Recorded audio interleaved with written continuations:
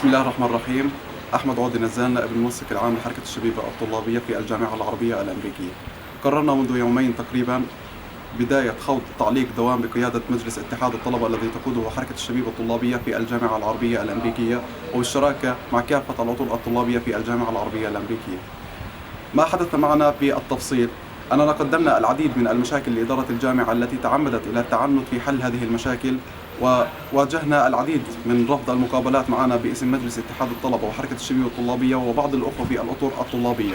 حاولنا كثيرا قبل أن نخوض تعليق الدوام هذا الأخير إلى أن نعطي إدارة الجامعة عدة فرص لكي لا نضطر إلى خوض تعليق الدوام هذا. فنحن في النهاية أبناء لهذا الصرح العلمي العظيم، وتهمنا سمعته ويهمنا أيضا أن يبقى متقدما ومتطورا ونتباهى به بين الجامعات الأخرى على مستوى الوطن وعلى المستوى الوطن العربي بشكل عام وعلى مستوى العالم أجمع. ما حدث معنا أننا في حركة الشبيبة الطلابية ومجلس اتحاد الطلبة بعد أن واجهنا هذا التعنت من قبل إدارة الجامعة في حل هذه المشاكل، قد قررنا أن نقوم بخوض إجراءات تصعيدية تكون بدائية.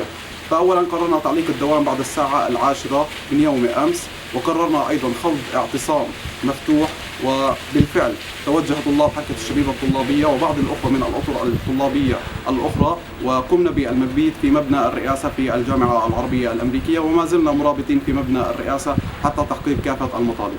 ما نريد أن ننوه إليه إلا أن هنالك بعض الإشاعات التي تصدر من بعض المروجين سواء من داخل الجامعة أو من خارجها إلى أن هذا التعليق الدوام هذا أو هذا الإضراب والاعتصام يهدف إلى أمور أخرى غير المطالب التي عرضناها عليكم. وما نريد الإشارة إليه أيضا إلى أننا قمنا بعرض 30 مطلب، وهنالك وساطة للحل تقريبا، ولكننا حتى هذه اللحظة لم نخرج إلى حل نرضى به لنخرج به إلى طلبتنا الأعزاء.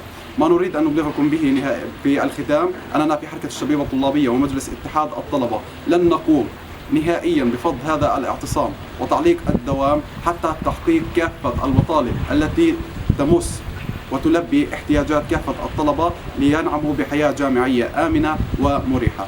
كان معكم أحمد عودي نزال، نائب المنسق العام لحركة الشبيبة الطلابية في الجامعة العربية الأمريكية، من الاعتصام الذي يقام في مبنى رئاسة الجامعة.